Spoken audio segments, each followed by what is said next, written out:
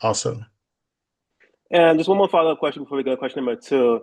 Is there any advice you would give to your young self about writing poetry, about showing people your poetry, about something in the poetic realm? Is there any advice you would give to your young self? Now, that's a loaded question.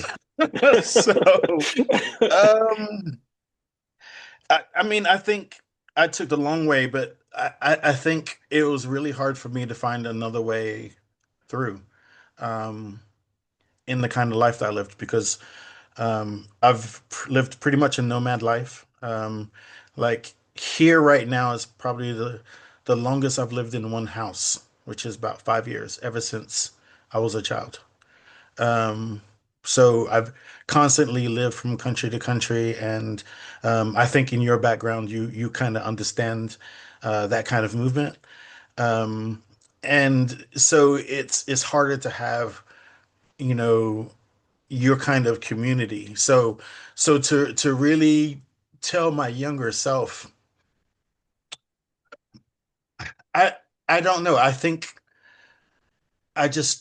I kind of just took the space of what it was. But I would say that through the isolation of growing up, poetry was always there when nobody else was.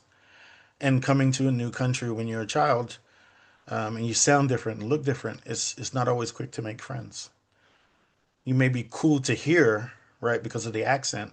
And I had a very strong English accent, um, but it's not always accepted. So um, having something like poetry to be able to depend on, um, to me was the blessing. So I don't think I would change much of that if I had to Okay, send a message back.